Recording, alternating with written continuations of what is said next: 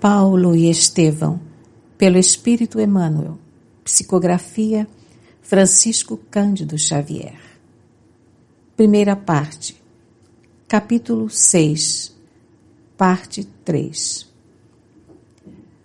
Falais de Moisés e dos profetas, repito.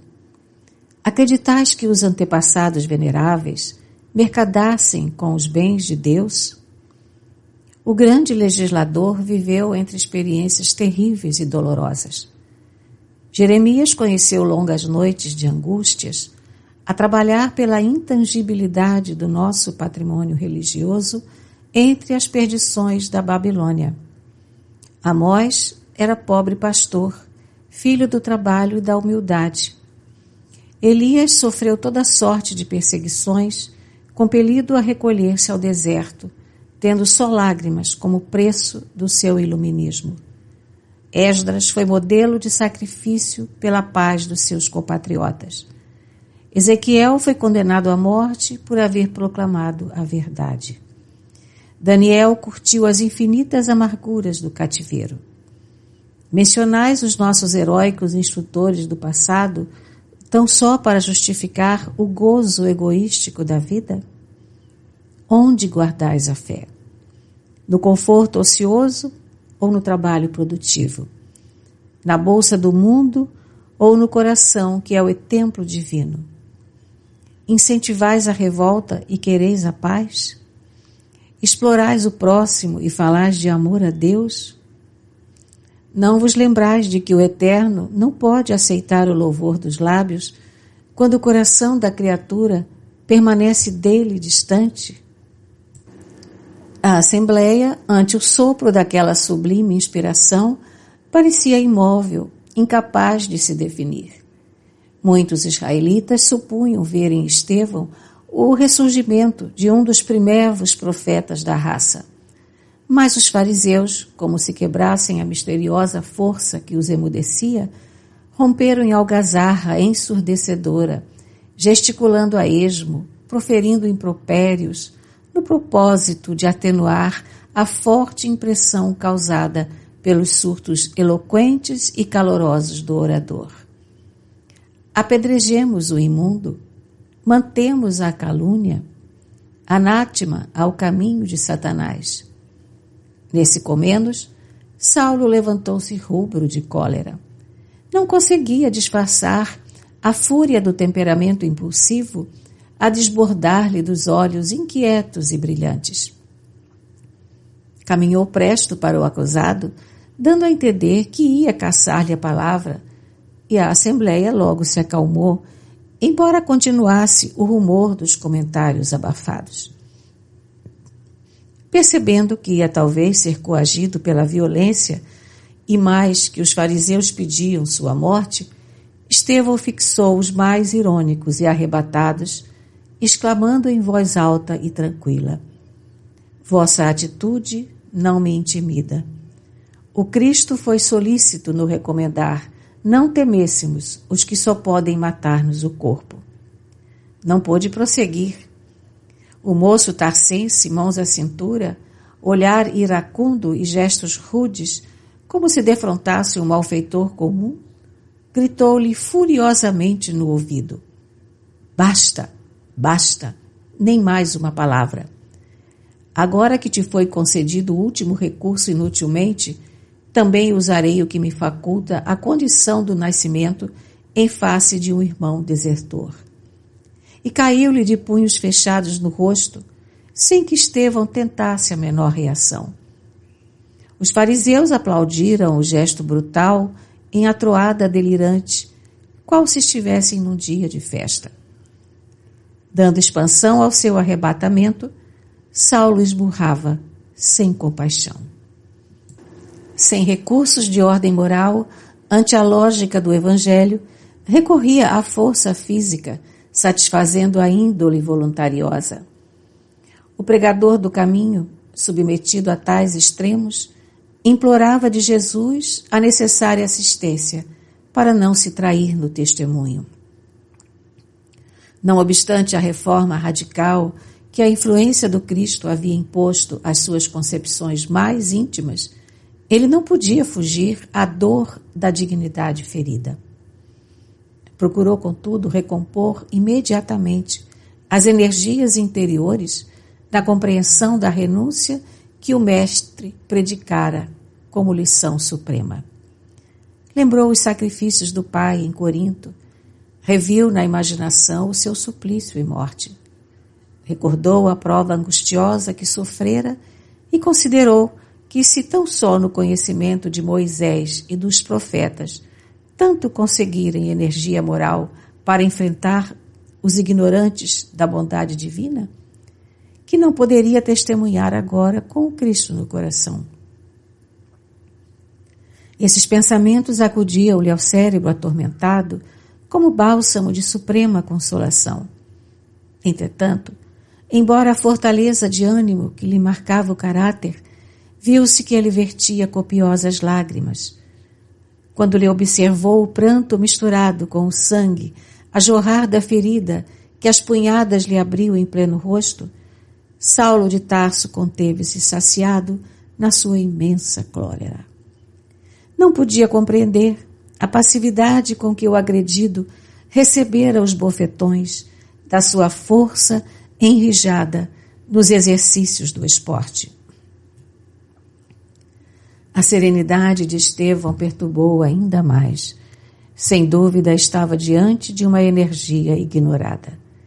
Esboçando um sorriso de zombaria, advertiu o altaneiro: não reages, covarde. Tua escola é também a da indignidade? O pregador cristão, apesar dos olhos molhados, respondeu com firmeza: a paz difere da violência, tanto quanto a força do Cristo diverge da vossa. Verificando tamanha superioridade de concepção e pensamento, o doutor da lei não podia ocultar o despeito e a fúria que lhe transpareciam nos olhos chamejantes. Parecia, no auge da irritação, a extravasar nos maiores despropósitos. Dir-se-ia haver chegado ao cúmulo de tolerância e resistência.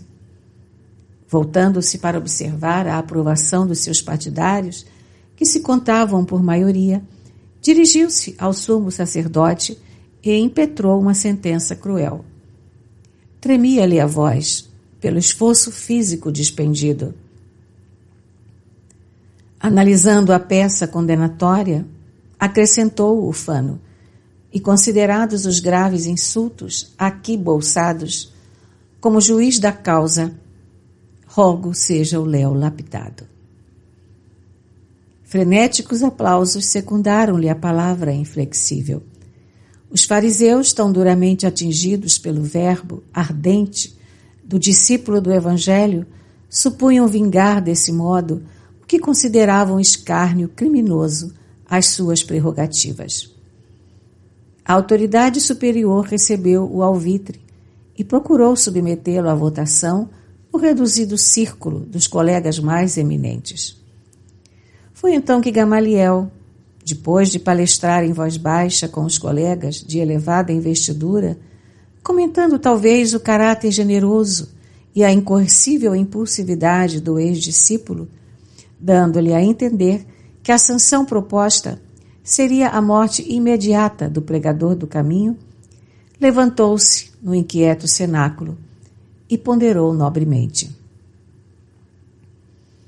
Tendo voto neste tribunal e não desejando precipitar a solução de um problema assim de consciência, proponho que se estude mais ponderadamente a sentença pedida, retendo-se o acusado em calabouço, até que se esclareça a sua responsabilidade perante a justiça.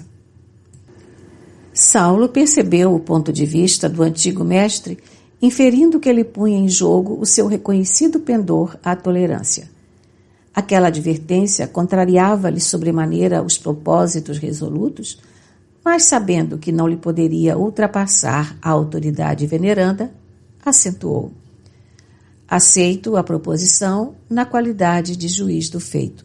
Entretanto, adiada a execução da pena, qual fora de desejar, e tendo em vista o veneno destilado pelo verbo irreverente e ingrato do réu, espero seja este algemado e recolhido imediatamente ao cárcere. E proponho igualmente investigações mais amplas sobre as atividades supostamente piedosas dos perigosos crentes do caminho, a fim de que se extirpe na raiz a noção de indisciplina por eles criada contra a lei de Moisés, movimento revolucionário de consequências imprevisíveis, que significa em substância desordem e confusão em nossas próprias fileiras e ominoso esquecimento das ordenações divinas, conjurando assim a propagação do mal, cujo crescimento intensificará os castigos. A nova proposta foi plenamente aprovada. Com a sua profunda experiência dos homens, Gamaliel compreendeu que era indispensável conceder alguma coisa. Ali mesmo, Saulo de Tarso foi autorizado pelo Sinédrio a iniciar as mais latas diligências em torno das atividades do caminho, com ordem de admoestar, corrigir e prender todos os descendentes de Israel dominados pelos sentimentos colhidos no Evangelho, considerado, desde aquela hora, pelo regionalismo semita como repositório de veneno ideológico, com que o ousado carpinteiro nazareno pretendia revolucionar a vida israelita, operando a dissolução dos seus elos mais legítimos. O moço tarsense, em frente de Estevão, prisioneiro, recebeu a notificação oficial com um sorriso triunfante. Encerrou-se assim a memorável sessão. Numerosos companheiros acercaram-se do moço judeu, felicitando-o pela palavra vibrante, ciosa da hegemonia de Moisés. O ex-discípulo de Gamaliel recebia a saudação dos amigos e murmurava confortado: "Conto com todos, lutaremos até o fim." Os trabalhos daquela tarde tinham sido exaustivos, mas o interesse despertado fora enorme. Estevão sentia-se cansadíssimo. Ante os grupos que se retiravam, explorando os mais diversos comentários, foi ele maniatado antes de conduzido à prisão. Polarizando os sentimentos do mestre, não obstante a fadiga, tinha confortada a consciência. Com sincera alegria interior, verificava que, mais uma vez, Deus lhe concedia a oportunidade de testemunhar a sua fé. Em poucos instantes, a sombra do crepúsculo parecia caminhar rápida para a noite sombria. Após suportar as mais dolorosas humilhações de alguns fariseus, que se retiravam sob profunda impressão de despeito, custodiado por guardas rudes e insensíveis, ei-lo recolhido ao cárcere com pesadas algemas. Paulo e Estevão, pelo Espírito Emmanuel. Psicografia Francisco Cândido Xavier. Primeira parte. Capítulo 7. As primeiras perseguições. Parte 1. Saulo de Tarso, nas características de sua impulsividade, deixou-se empolgar pela ideia de vingança, impressionado com o desassombro de Estevão em face da sua autoridade e da sua fama. A seu ver, o pregador do Evangelho infligira-lhe humilhações públicas que impunham reparações equivalentes. Todos os círculos de Jerusalém, não obstante o curto prazo de sua nova permanência na cidade, não escondiam a admiração que lhe votavam. Os intelectuais do templo estimavam nele uma personalidade vigorosa, um guia seguro, tomando-o por mestre no racionalismo superior. Os mais antigos sacerdotes e doutores do Sinédrio reconheciam-lhe a inteligência aguda e nele depositavam a esperança do porvir.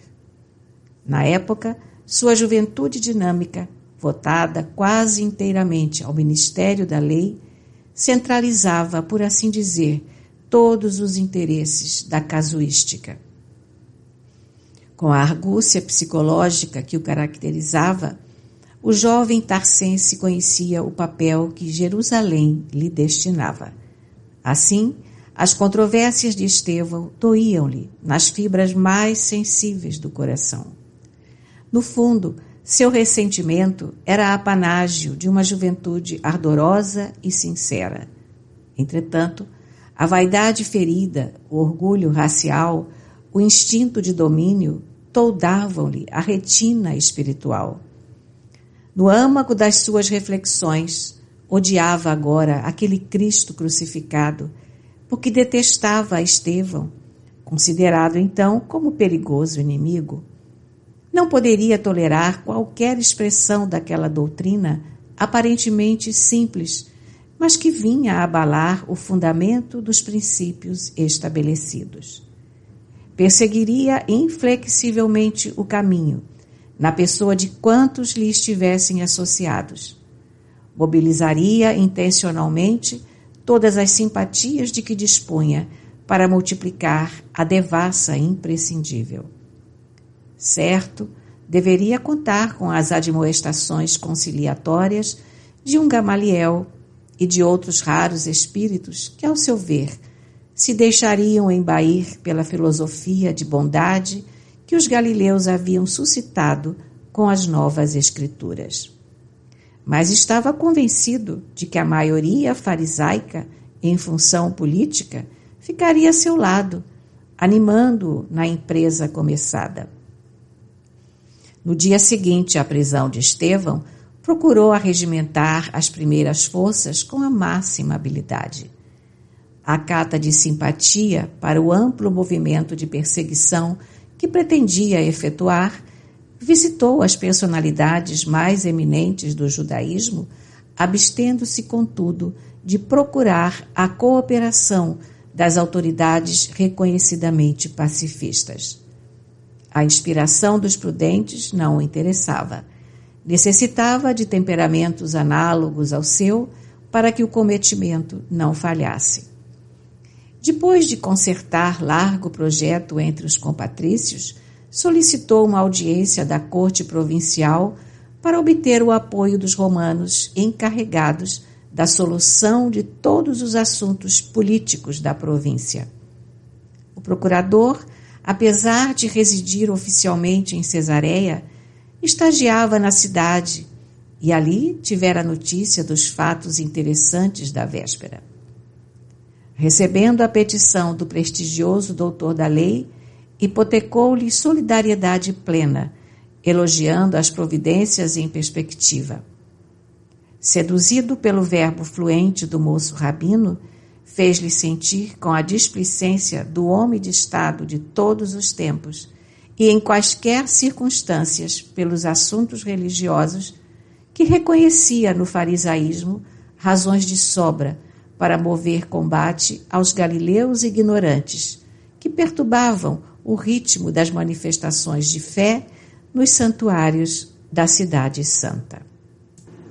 Concretizando as promessas, concedeu imediatamente ao moço de Tarso a necessária outorga para o feito colimado, ressalvando naturalmente os direitos de natureza política que a suprema autoridade romana devia manter intangíveis. Entretanto, bastava ao novel rabino a adesão dos poderes públicos aos projetos aventados.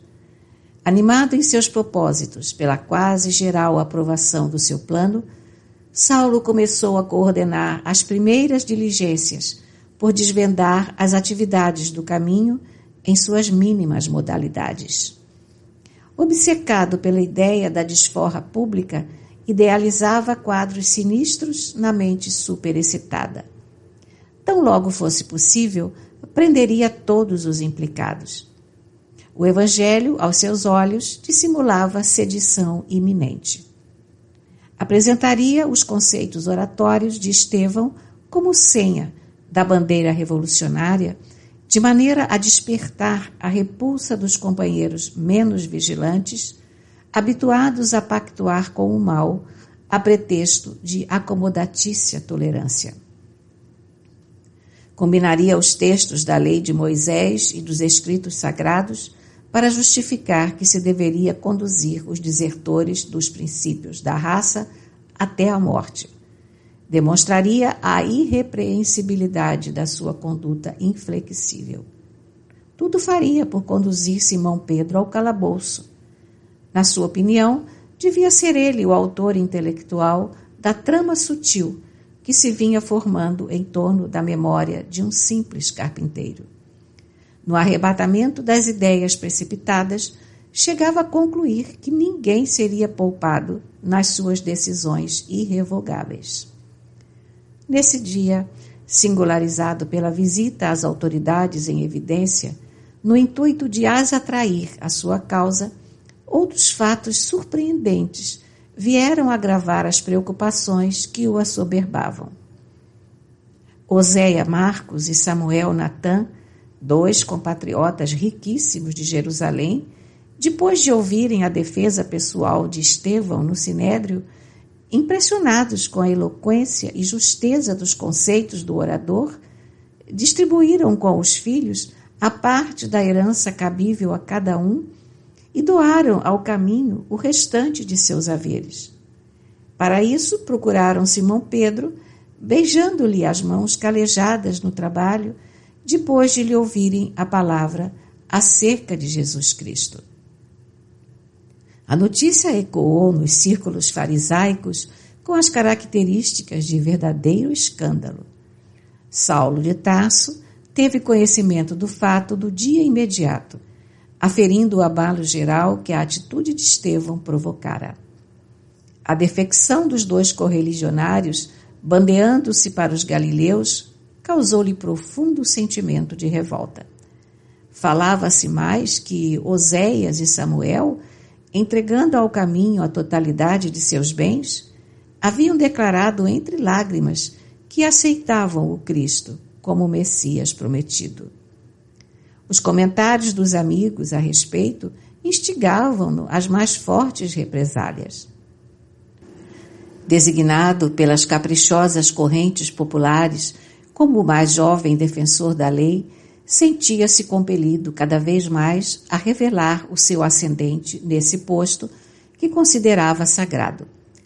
Na defesa do seu mandato, por isso mesmo, desprezaria todas as considerações tendentes a infirmar-lhe o rigorismo em que presumia um divino dever. Considerando a gravidade da última ocorrência que ameaçava a estabilidade do judaísmo no seio mesmo dos seus elementos mais destacados, procurou novamente as autoridades supremas do Sinédrio a fim de apressar as repressões em perspectiva. Atento à autorização concedida pelos mais altos poderes políticos da província, Caifás propôs fosse o zeloso doutor de Tarso nomeado chefe e promotor de todas as providências atinentes e indispensáveis à guarda e defesa da lei.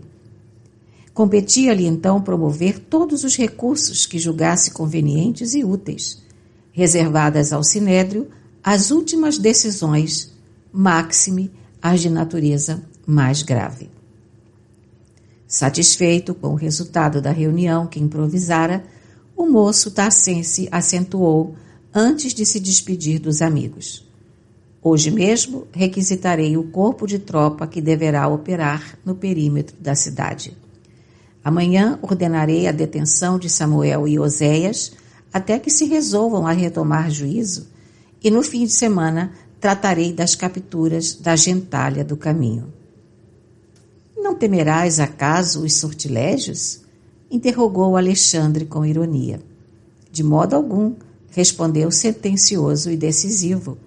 Sabendo de oitiva que os próprios militares começam a ficar supersticiosos sob a influência das ideias extravagantes dessa gente, chefiarei em pessoa a expedição, porquanto tenciono recolher o tal Simão Pedro ao calabouço. Simão Pedro? Perguntou um dos presentes, admirado. Por que não? Sabes o motivo da ausência de Gamaliel ao nosso encontro de hoje? Tornou o outro. Não. É que a convite desse mesmo Simão ele foi observar as instalações e os feitos do caminho. Não achas tudo isso extremamente curioso? Temos, de maneira geral, a impressão de que o chefe humilde dos galileus, desaprovando a atitude de Estevão perante o sinédrio, deseja recompor a situação, buscando aproximar-se de nossa autoridade administrativa. Quem sabe, talvez tudo isso seja útil. No mínimo, é bem possível estejamos caminhando para a necessária reharmonização. Saulo mostrava-se mais que surpreso, porque estupefato. Mas que vem a ser tudo isso? Gamaliel visitando o caminho? Chego a duvidar da sua integridade mental. Mas sabemos, interveio Alexandre, que o mestre sempre pautou seus atos e pensamentos com a máxima correção. Era justo se negasse a tal convite em consideração a nós outros. Entretanto, se tal não fez, é igualmente preciso não desacatemos a deliberação tomada, certo com a nobreza de objetivos que sempre o inspirou. De acordo, disse Saulo, algo contrafeito. Entretanto, apesar da amizade e gratidão que lhe consagro, nem mesmo Gamaliel poderá modificar minhas resoluções. É possível que Simão Pedro se justifique, saindo ileso das provas a que será submetido. Mas, seja como for, terá de ser conduzido ao cárcere para as necessárias inquirições. Desconfio da sua aparente humildade. Com que fim se abalançaria ele a deixar suas redes para arvorar-se em benfeitor gracioso dos pobres de Jerusalém? Vejo em tudo isso propósitos de sedução que não deve andar muito longe. Os mais humildes e ignorantes caminham à frente dos perigos. Os senhores da destruição aparecem depois. A palestra animou-se ainda há algum tempo em torno da expectativa geral dos acontecimentos que se aproximavam, até que Saulo se despediu e voltou para casa, disposto a assentar os últimos detalhes do seu plano. A prisão de Estevão tivera, na igreja modesta do caminho, ampla repercussão, despertando justificados receios aos apóstolos da Galileia. Pedro recebera a notícia com profunda tristeza. Encontrara no rapaz de Corinto um auxiliar devotado e um irmão. Além disso, pela nobreza de suas qualidades afetivas, Estevão se tornara uma figura central a focalizar todas as atenções. Para a sua fronte inspirada convergiam numerosos problemas, em cuja solução o ex-pescador de Cafarnaum não mais dispensava a sua prestigiosa cooperação. Amado pelos aflitos e sofredores, tinha sempre a palavra de bom ânimo que levantava o mais desalentado coração. Pedro e João preocuparam-se mais por amor que por quaisquer outras considerações. Entretanto, Tiago, filho de Alfeu, não conseguia disfarçar seu desgosto em face da conduta desassombrada do irmão de fé, que não hesitara em afrontar os poderes farisaicos dos senhores da situação. Na opinião dele, Estevão andara errado no capítulo das exortações. Deveria comedir-se, merecer a prisão pelos argumentos precipitados na defesa de si mesmo. Fermentara-se a discussão. Pedro fazia-lhe sentir a oportunidade da ocorrência para que se revelasse a liberdade do Evangelho. E reforçava os argumentos com a lógica dos fatos. A resolução de Oséias e Samuel, entregando-se ao Cristo, era invocada para justificar o êxito espiritual do caminho. Toda a cidade comentava os acontecimentos. Muitos se aproximavam da igreja com sincero desejo de melhor conhecer o Cristo, e isso devia significar a vitória da causa. Tiago, no entanto, não se deixava vencer pelos mais fortes raciocínios. A discórdia tomava corpo, mas Simão e o filho de Zebedeu sobrepunham a tudo os interesses da mensagem de Jesus. O mestre afirmara-se emissário para todos os desalentados e doentes. E estes já conheciam a igreja humilde de Jerusalém, iluminando-se com a palavra de vida e de verdade. Os enfermos, os desiludidos da sorte, os desprotegidos do mundo, os tristes, iam-lhe ao encontro para o esclarecimento consolador. Era de ver-se como se rejubilavam na dor, quando se lhes falava da claridade eterna da ressurreição. Velhinhos trêmulos abriam os olhos desmesuradamente, como se contemplassem novos horizontes de imprevistas esperanças. Criaturas cansadas da luta terrestre sorriam venturosas, quando, em ouvindo a boa nova, compreendiam que a existência amargurada não era tudo. Paulo e Estevão, pelo Espírito Emmanuel, psicografia Francisco Cândido Xavier. Primeira parte, capítulo 7, parte 2. Ciente da atitude nobre de Gamaliel ante as acusações do doutor de Tarso e crente de que só ela evitara o apedrejamento imediato de Estevão, concebeu o projeto de convidá-lo a visitar as instalações toscas da Igreja do Caminho. Exposta aos companheiros, a ideia foi unanimemente aprovada. João era o mensageiro escolhido para o novo cometimento. Gamaliel não só recebeu cavalheirescamente o emissário, como também demonstrou grande interesse pelo convite, aceitando-o com a generosidade que lhe exornava a velhice veneranda. Entabuladas as combinações, o sábio rabino deu entrada na casa pobre dos galileus, que o receberam com infinita alegria. Simão Pedro, profundamente respeitoso, explicou-lhe as finalidades da instituição e esclareceu relativamente aos feitos verificados e falou do conforto dispensado aos que se encontravam em abandono. Carinhosamente, ofereceu-lhe uma cópia em pergaminho de todas as anotações de Mateus sobre a personalidade do Cristo e seus gloriosos ensinamentos. Gamaliel agradecia atencioso ao ex-pescador, tratando-o igualmente com deferência e consideração. Dando a entender que desejava expor à sua respeitável apreciação todos os programas da Igreja Humilde, Simão conduziu o velho doutor da lei a todas as dependências. Chegados à longa enfermaria em que se aglomeravam os mais diversos doentes, o grande rabino de Jerusalém não pôde ocultar a máxima impressão, comovido até as lágrimas com o quadro que se lhe deparava aos olhos espantados.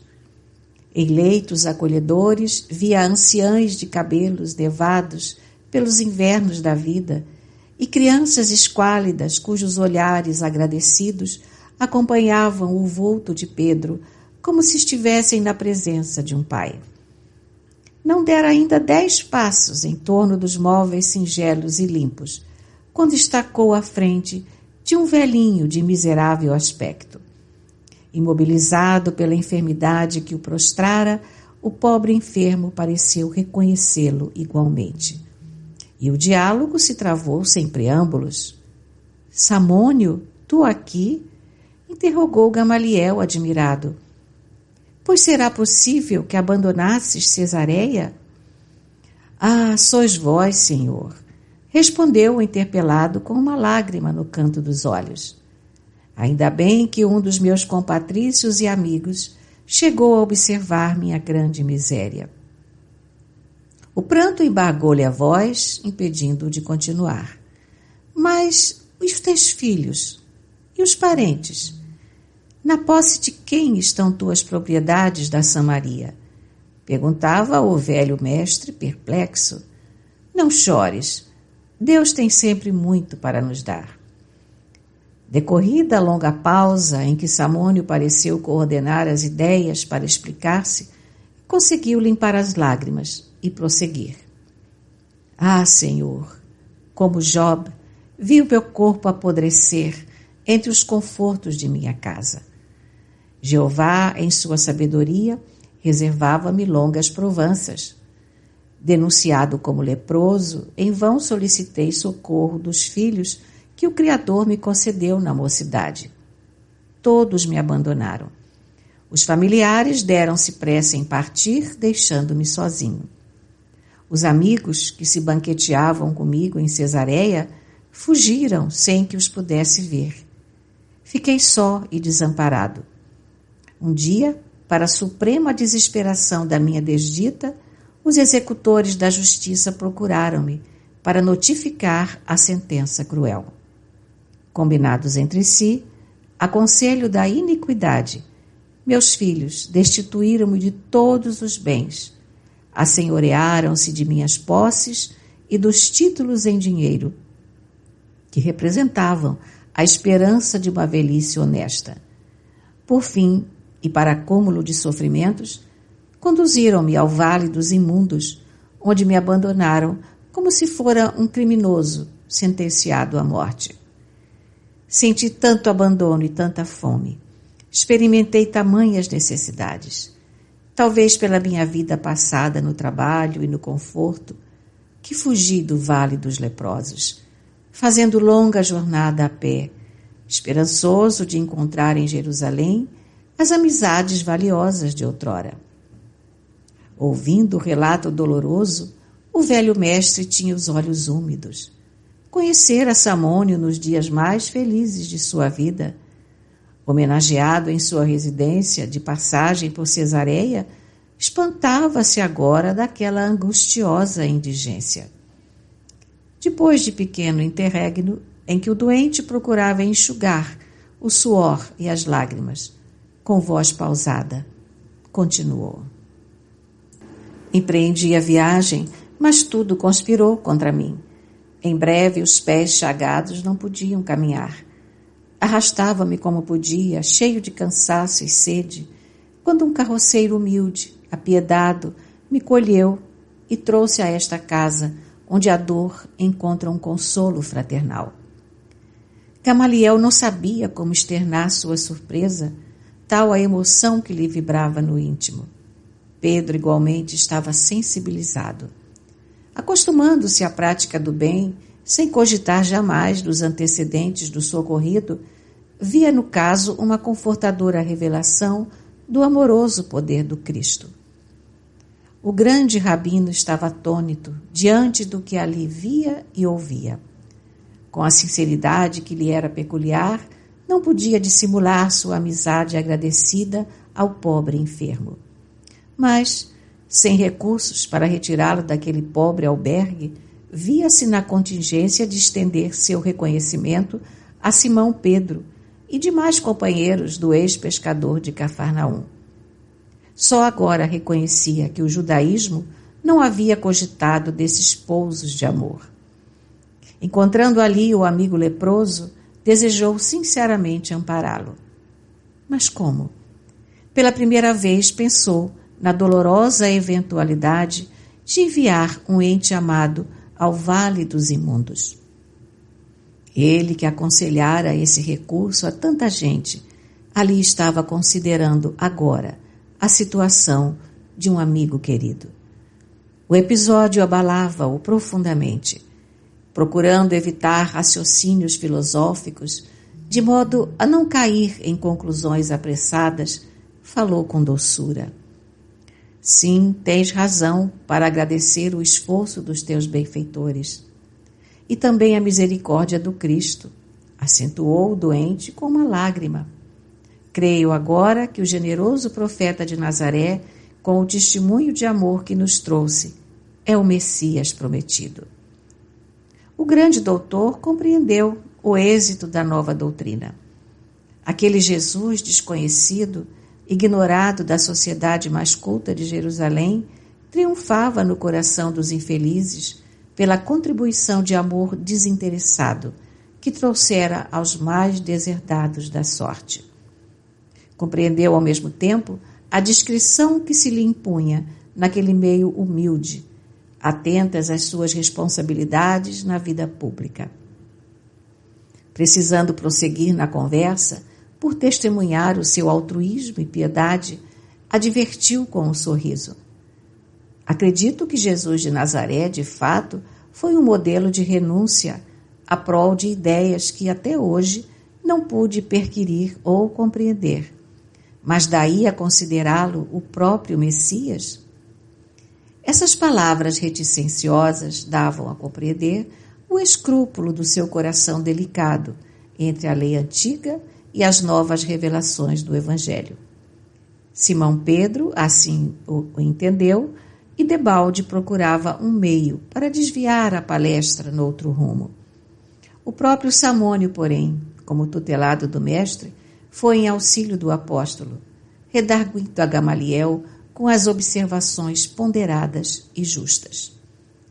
Se eu estivesse com saúde, plenamente identificado com a família e no gozo dos bens que conquistei com esforço e trabalho, talvez duvidasse também dessa realidade confortadora. Mas estou prostrado, esquecido de todos, e sei quem me deu mão amiga. Como israelitas, amantes da lei de Moisés, temos esperado um Salvador na pessoa mortal de um príncipe do mundo. Contudo, essa crença há de prevalecer para uma situação passageira. São ilusórios preconceitos, esses que nos levam a induzir uma dominação de forças perecíveis. A enfermidade, porém, é conselheira carinhosa e esclarecida. De que nos valeria um profeta que salvasse o mundo para depois desaparecer entre as misérias anônimas de um corpo apodrecido? Não está escrito que toda a iniquidade perecerá? E onde está o príncipe poderoso da terra que domine sem a garantia das armas? O leito de dor é um campo de ensinamentos sublimes e luminosos. Nele, a alma exausta vai estibando no corpo a função de uma túnica. Tudo que se refira à vestimenta vai perdendo, consequentemente, de importância. Persevera, contudo, a nossa realidade espiritual. Os antigos afirmavam que somos deuses. Na minha situação atual, tenho a perfeita impressão de que somos deuses projetados num turbilhão de pó. Apesar das chagas pustulentas que me segregaram das afeições mais queridas, penso, quero e amo. Na câmara escura do sofrimento, encontrei o Senhor Jesus para compreendê-lo melhor. Hoje creio que seu poder dominará as nações, porque é a força do amor triunfando da própria morte. A voz daquele homem marcado de feridas roxas, no seu grave entono, parecia o clarim da verdade saindo de um montão de pó. Pedro verificava satisfeito o progresso moral daquele mendigo anônimo para avaliar intimamente a força regeneradora do Evangelho. Gamaliel, por sua vez, aturdia-se com o profundo sentido daqueles conceitos. A pregação do Cristo nos lábios de um doente desamparado tinha um cunho de beleza misteriosa e singular. Samônio falara no tom de quem tivera experiências diretas de um encontro real com o profeta nazareno. Buscando afastar qualquer possibilidade de controvérsia religiosa, o generoso rabino sorriu e acrescentou: reconheço que falas com muita sabedoria. Se é incontestável que estou numa idade em que não seria útil alterar os princípios, não posso manifestar-me contrário às tuas suposições, pois estou bem de saúde, gozo o carinho dos meus e tenho vida tranquila. Minha faculdade de julgar, portanto, tem de operar noutro rumo. Sim, é justo, retrucou Samônio inspirado. Por enquanto não estás precisando de um Salvador. Eis porque o Cristo afirmava que viera para os doentes e para os aflitos. Gamaliel compreendeu o alcance dessas palavras que davam para meditar uma vida inteira. Sentiu os olhos úmidos. A observação de Samônio penetrara-lhe fundo o coração sensível de homem justo. percebendo, todavia, que necessitava de prudência para não confundir os sentimentos do povo, atento ao cargo oficial que ocupava, esboçou um manso sorriso para o interlocutor, bateu-lhe levemente no ombro e, com acento de fraternal sinceridade, acentuou: talvez tenhas razão, estudarei o teu Cristo. E, lembrando o pouco tempo de que dispunha, recomendou o amigo a Simão, despedindo-se num abraço, para acompanhar o apóstolo de Cafarnaum às últimas dependências.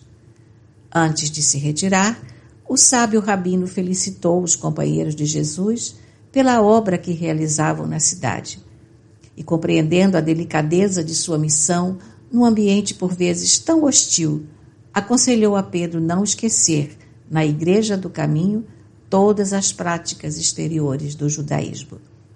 Seria justo, ao seu ver, que se cuidasse da circuncisão de todos os que lhe batessem a porta, que evitassem as viandas impuras, que não olvidassem o templo e seus princípios. Gamaliel sabia que os galileus não seriam isentos de perseguição, ainda mais tratando-se de uma organização iniciada por alguém que fora condenado à morte pelo Sinédrio.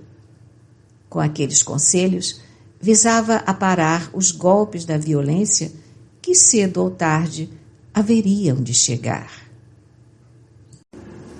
Paulo e Estevão, pelo Espírito Emmanuel, psicografia Francisco Cândido Xavier. Primeira parte, capítulo 7, parte 3.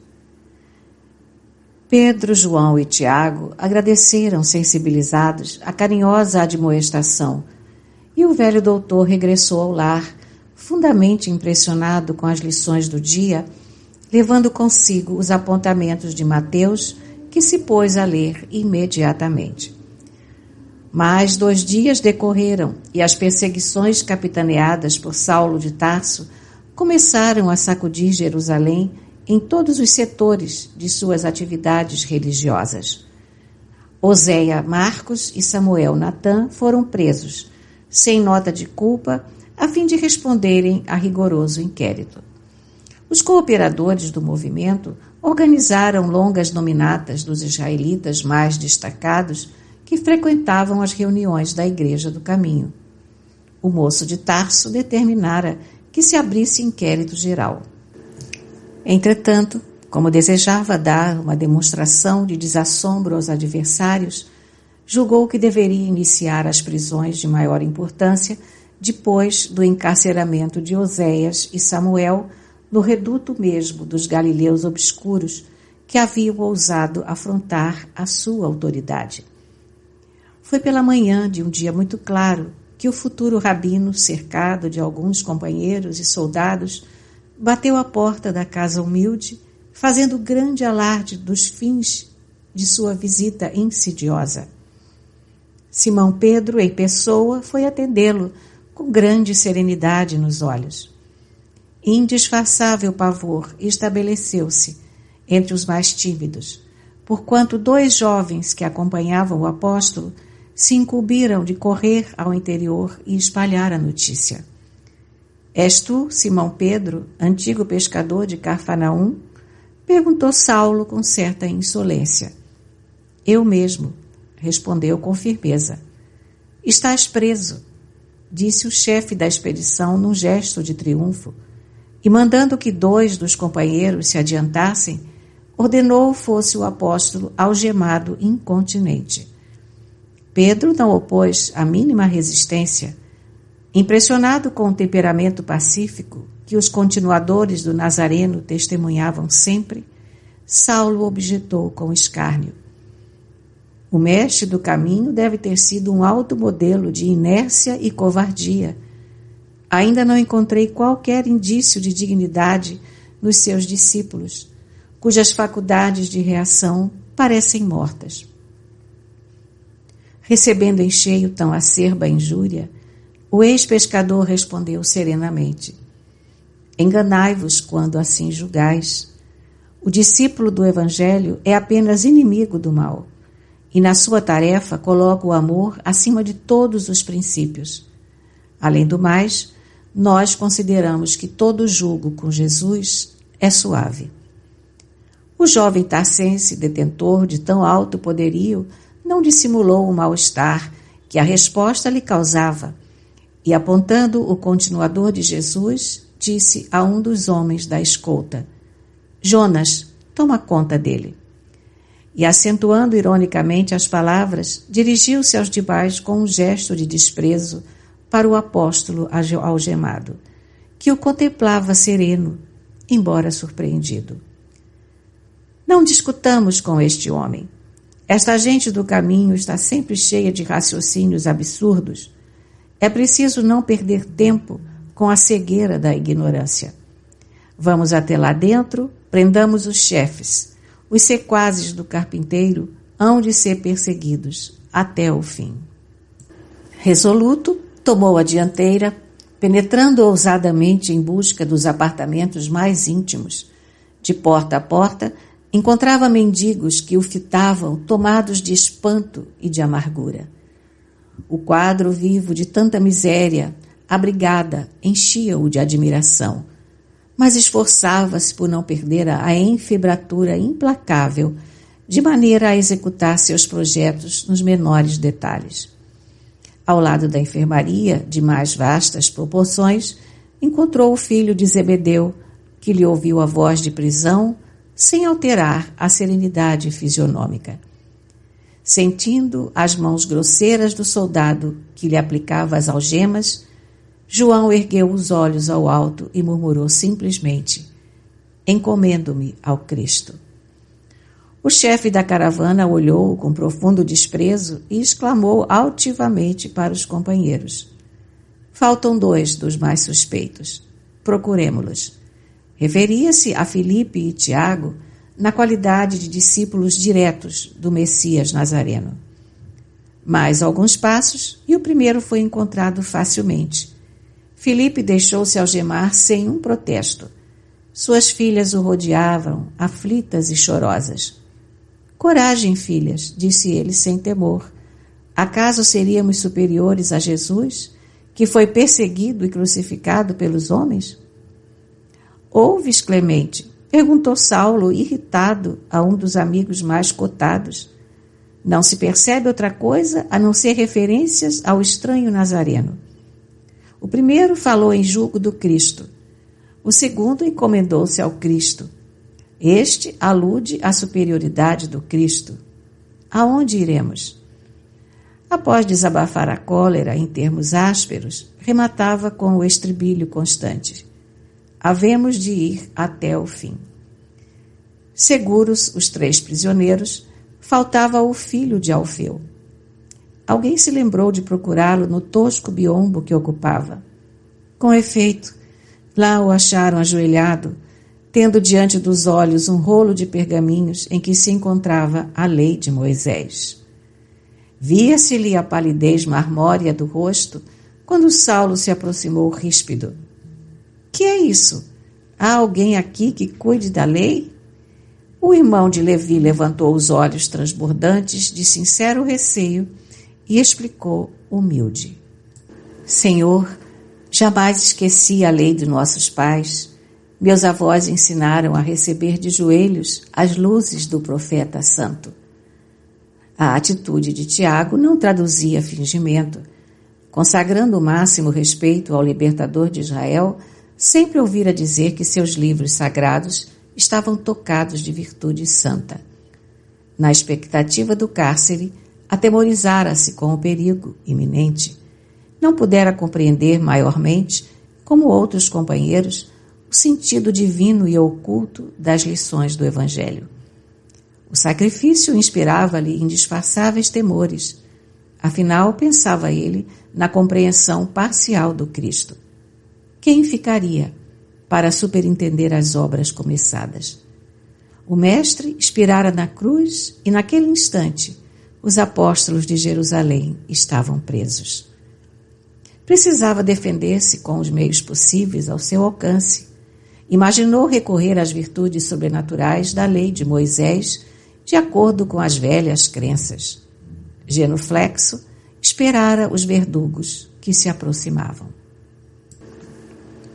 Em face da atitude imprevista de Tiago, Saulo de Tarso estava atônito. Só os espíritos profundamente aferrados ao judaísmo liam de joelhos os ensinamentos de Moisés. Em sã consciência, não poderia ordenar a prisão daquele homem.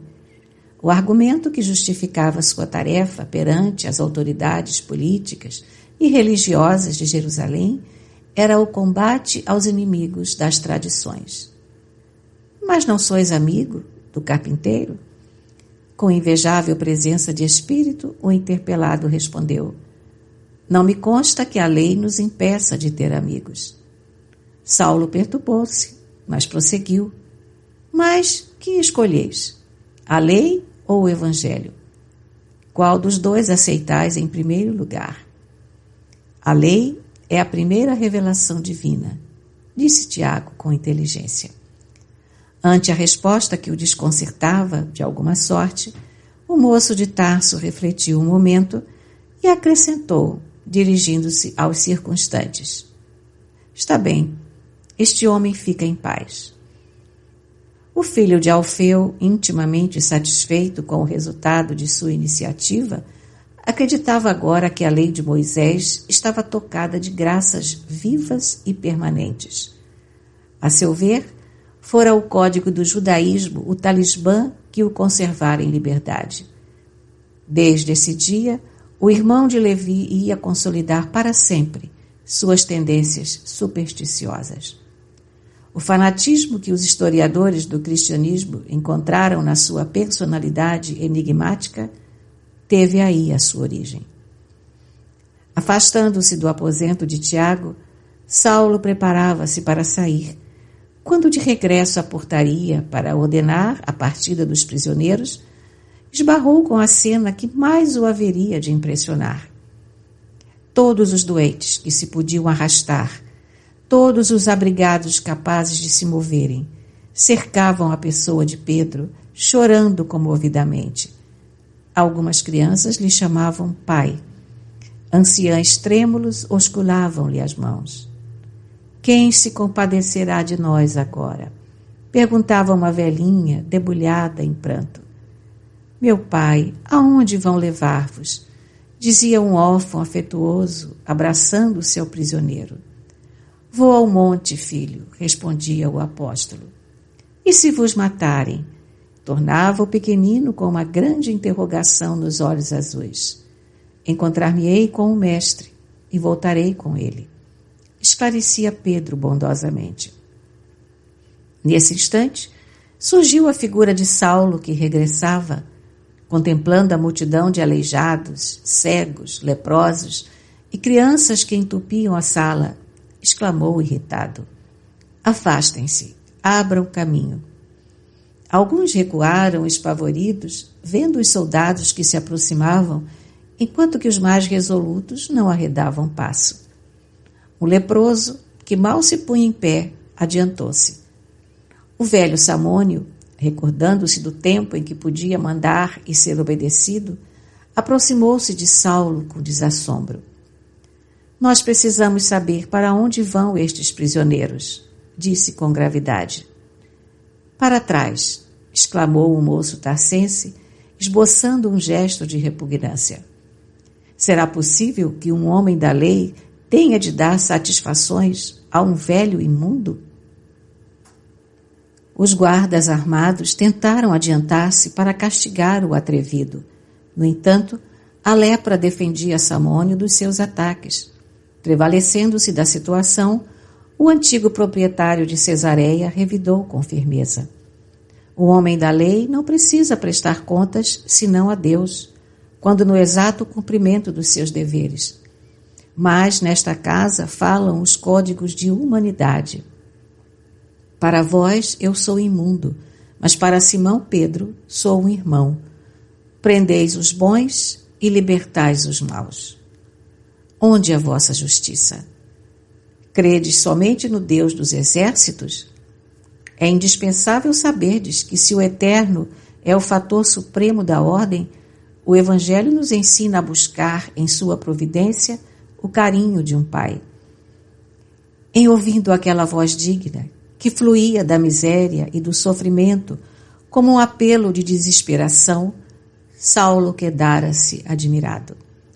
O mendigo, entretanto, depois de longa pausa, prosseguia resoluto. Onde estão vossas casas de arrimo aos oprimidos da sorte, quando vos lembrastes de um asilo para os mais infelizes? Enganai-vos se supondes inércia em nossa atitude. Os fariseus levaram Jesus ao calvário da crucificação, privando os necessitados de sua presença inefável. Por haver praticado o bem, Estevão foi metido no cárcere. Agora, o Sinédrio requisita os apóstolos do caminho, retribuindo-lhes a bondade com a escuridão do calabouço. Mas estáis equivocados. Nós, os miseráveis de Jerusalém, haveremos de lutar convosco. De Simão Pedro, nós disputaremos a própria sombra. Se vos negardes a atender nossas súplicas, importa lembrardes que somos leprosos. Envenenaremos vossos poços. Pagareis a perversidade com a saúde e com a vida. Nesse interim, não pôde continuar. Ante a expectação angustiosa de todos, Saulo de Tarso sentenciou ríspido. Cala-te, miserável. Onde estou que te pude ouvir até agora? Nem mais uma palavra. E designando-o a um dos soldados, murmurou com desprezo. Sinésio, dá-lhe 10 bastonadas. É indispensável castigar-lhe a língua insolente e viperina. Ali mesmo, à vista de todos os companheiros que se retraíam amedrontados, Samônio recebeu o castigo sem balbuciar uma queixa. Pedro e João tinham os olhos úmidos. Os demais doentes encolhiam-se, estarrecidos. Terminada a tarefa, um grande silêncio dominava os corações ansiosos e doloridos. O doutor de Tarso rompeu a expectativa com a ordem de partida a caminho do cárcere. 2 crianças pálidas acercaram-se então do ex-pescador de Cafarnaum e perguntaram chorosas: Pai, com quem ficaremos nós? Pedro voltou-se, acabrunhado, e respondeu com ternura: As filhas de Filipe ficarão convosco. Se Jesus permitir, meus filhos, não me demorarei. O próprio Saulo, intimamente, estava comovido. Entretanto, não desejava trair-se a si mesmo, deixando-se vencer pela emoção que o quadro lhe provocava. Paulo e Estevão, pelo Espírito Emmanuel. Psicografia Francisco Cândido Xavier. Primeira parte. Capítulo 7, parte 4. Pedro compreendeu que as lágrimas silenciosas de todos os tutelados humildes do caminho traduziam desvelado amor naquele momento de angustiantes despedidas. Em seguida a esse feito, o jovem tarsense desdobrou as energias na primeira perseguição experimentada pelas expressões individuais e coletivas do cristianismo nascente. Mais do que se poderia supor, Jerusalém regurgitava de criaturas que se interessavam pelas ideias do Messias nazarenos. Saulo prevaleceu-se dessa circunstância para fazer sentir mais uma vez o perigo ideológico que o Evangelho representava. Numerosas prisões foram efetuadas. Na cidade, iniciara-se um êxodo de grandes proporções. Os amigos do caminho, com possibilidades financeiras, preferiam encetar vida nova na Idumeia ou na Arábia, na Cilícia ou na Síria. Os que podiam escapavam ao rigor dos inquéritos violentos iniciados com retumbâncias de escândalo público. As personalidades mais eminentes eram metidas na prisão incomunicáveis, mas os anônimos e humildes, os da plebe, sofriam grandes vexames nas dependências do tribunal onde se faziam os interrogatórios. Os guardas assalariados por Saulo para a execução do nefando trabalho excediam-se nos abusos. És do caminho de Jesus Cristo? Perguntava um deles a uma desventurada mulher com risinhos de ironia. Eu gaguejava infeliz, compreendendo a delicadeza da situação. Depressa, dize depressa, tornava o Beleguim desrespeitoso. A mísera criatura empalidecia a tremer, refletindo nos pesados castigos que lhe seriam impostos, e retrucava com profundo temor. Eu não. E que foste fazer nas suas assembleias sediciosas?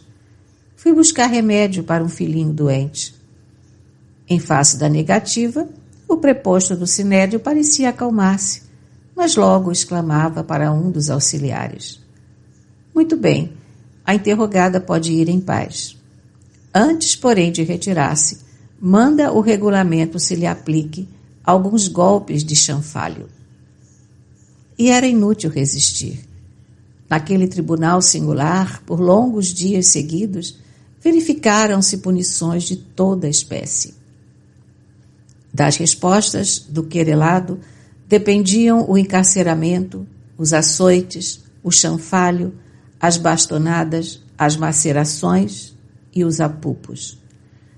Saulo tornara-se a mola central do movimento terrível e execrado por todos os simpatizantes do caminho. Multiplicando energias, visitava diariamente os núcleos do serviço a que costumava chamar expurgo de Jerusalém, desenvolvendo atividade pasmosa, dentro da qual mantinha a vigilância constante das autoridades administrativas, encorajava os auxiliares e prepostos, instigava outros perseguidores dos princípios de Jesus, sem deixar arrefecer-se o zelo religioso do sinédrio. Dentro de uma semana, após as prisões efetuadas na igreja modesta, realizava-se a memorável sessão em que Pedro, João e Filipe deveriam ser julgados. A assembleia excepcional despertara a maior curiosidade. Lá se congregavam todas as personalidades eminentes do farisaísmo dominante. Gamaliel compareceu, dando mostras de profundo abatimento. De modo geral, comentava-se a atitude dos mendigos que, não obtendo permissão de ingresso, aglomeravam-se em longas filas na grande praça e protestavam em atroante vozerio. Debalde aplicavam-lhes bastonadas à torta e à direito, porque a turba de miseráveis assumira proporções nunca vistas. O quadro era curioso e alarmante. Tomar providências para correr com a massa parecia tarefa impossível. Os peregrinos e os doentes contavam-se por centenas numerosas. Era inútil reprimir nos pontos isolados o que somente vinha agravar a revolta e a desesperação de muitos. Em altos brados, reclamavam a liberdade de Simão Pedro. Exigiam em tumulto a sua libertação, como se exigissem um legado de seu legítimo direito. No salão nobre, não só os assistentes comentavam o fato, mas também os juízes não dissimulavam profunda impressão. O próprio Anás contava o assédio de que vinha sendo objeto por parte dos favorecidos de Jerusalém. Alexandre alegava que à sua residência afluíram centenas de aflitos a solicitar-lhe os bons ofícios a favor dos prisioneiros. Saulo, de vez em quando, respondia a um que outro com rápidos monossílabos. Sua fisionomia carregada traduzia propósitos inferiores relativamente ao destino dos apóstolos da Boa Nova, que lá estavam à sua frente, no fundo da sala, humildes, serenos, no banco dos criminosos comuns. Viu-se então que Gamaliel se detinha com o sumo sacerdote em conversação íntima, que durou alguns minutos e despertava grande curiosidade entre os colegas. Em seguida, o venerando doutor da lei chamou o ex-discípulo para um entendimento particular, antes de iniciarem os trabalhos. Os colegas perceberam que o rabino tolerante e generoso ia advogar a causa dos continuadores do Nazareno. Qual a sentença a ser proposta para os prisioneiros? Interrogou o velhinho com bondoso interesse, logo que se viram distanciados dos grupos rumorosos. Sendo ele galileus, disse Saulo, enfático da sua autoridade, não lhes será conferido o direito da palavra no recinto, de maneira que já deliberei a punição que lhes cabe. Vou propor a morte dos 3, com a de Estevão, pelo apedrejamento. Que dizes? Exclamou Gamaliel surpreso. Não vejo outro recurso, disse o moço Tarcesse. Precisamos extirpar pela raiz os males que começam. Acredito que, se encararmos o movimento com tolerância, teremos o prestígio do judaísmo abalado por nossas próprias mãos. Entretanto, Saulo, replicou o velho mestre com profunda bondade, devo invocar o ascendente que tenho em tua formação espiritual para defender estes homens da pena de morte. O moço caprichoso fez-se lívido. Não se habituara a transigir nos seus conceitos e decisões.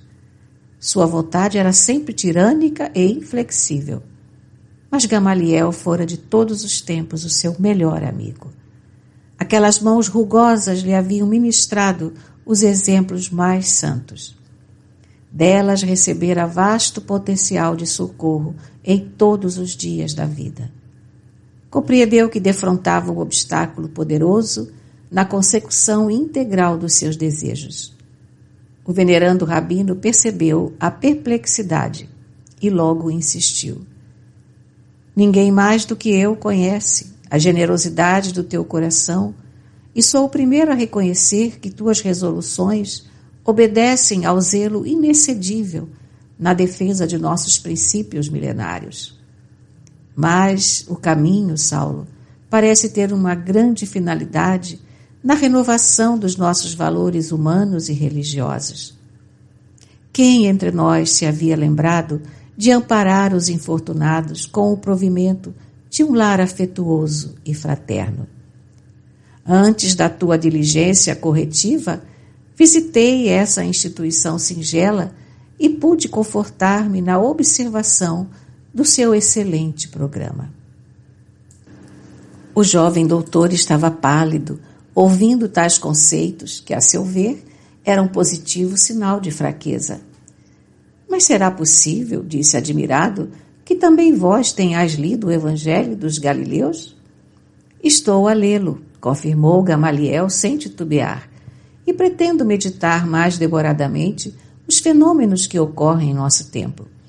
Presinto grandes transformações em toda parte. Tenciono retirar-me da vida pública em breves dias, a fim de tomar o caminho do deserto. É claro, porém, que estas minhas palavras devem ser guardadas por ti em penhor de mútua confiança. Sumamente impressionado, o moço de Tarso não sabia o que responder.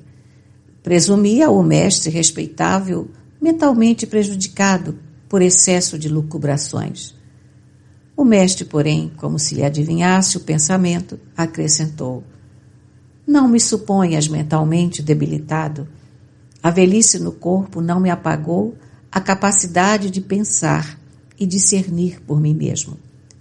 Compreendo o escândalo que se levantaria em Jerusalém se um rabino do Sinédrio modificasse publicamente as convicções mais íntimas. Mas é preciso convir que estou falando a um filho espiritual e expondo sinceramente o meu ponto de vista, faço-o tão só para defender homens generosos e justos de uma sentença iníqua e indevida. Vossa revelação, exclamou Saulo de Roldão, decepciona-me profundamente. Conheces-me desde menino e sabes que o homem sincero não se poderá preocupar com os que o elogiem ou lamentem no cumprimento de um sagrado dever. e, imprimindo carinhoso acento à voz, acentuava solícito: não me faças ir contigo, nesta assembleia, aos debates públicos escandalosos e atentatórios da feição amorosa que toda verdade deve trazer consigo. Libertarás estes homens em atenção ao nosso passado de mútuo entendimento. É só o que te peço. Deixa-os em paz por amor aos nossos laços afetivos. Daqui a alguns dias não precisarás conceder mais coisa alguma ao velho mestre. Serás meu substituto neste cenáculo, porquanto tenciono abandonar a cidade em breves dias. E como Saulo hesitasse, continuou: não precisarás refletir muito tempo. O sumo sacerdote está ciente de que eu pediria a tua demência para os prisioneiros. Mas e a minha autoridade? Interrogou o rapaz com orgulho. Como conciliar a indulgência com a necessidade de reprimir o mal? Toda autoridade é de Deus. Nós somos simples instrumentos, meu filho. Ninguém se diminuirá por ser bom e tolerante. Quanto à providência mais digna, cabível no caso, é conceder liberdade a todos eles. Todos? Perguntou Saulo num gesto de grande admiração. Como não? Confirmou o venerável doutor da lei. Pedro é um homem generoso. Filipe é um pai de família extremamente dedicado ao cumprimento de seus deveres. João é um moço simples. Estevão se consagrou aos pobres. Sim, interrompeu o moço tarcense. Concordo com a libertação dos 3 primeiros, com uma condição. Por serem casados, Pedro e Filipe poderão continuar em Jerusalém, restringindo suas atividades ao socorro dos doentes e necessitados. João será banido, mas Estevão deverá sofrer a sentença decisiva. Já propus publicamente a lapidação e não vejo motivos para transigir, mesmo porque, para escarmento pelo menos um dos discípulos do carpinteiro, deve morrer. Gamaliel compreendeu a força daquela resolução pela veemência das palavras que a traduziam. Saulo deixara bem claro que não transigiria quanto ao taumaturgo. O velho rabino não insistiu. Para evitar um escândalo, entendeu que Estevão pagaria com o sacrifício. Aliás, considerando o temperamento voluntarioso do ex-discípulo, a quem a cidade havia conferido atribuições tão vastas, já não era pouco obter demência para os 3 homens justos, consagrados ao bem comum. Compreendendo a situação, acentuou o respeitável rabino. Pois bem, seja assim. E com um sorriso de bondade, deixou o moço algo preocupado e perplexo. Daí a instantes, com surpresa geral da assembleia, Saulo de Tarso, da tribuna, propunha a libertação de Pedro e Filipe, o banimento de João e reiterava o pedido de apedrejamento para Estevão, por considerá-lo o mais perigoso dos elementos do caminho.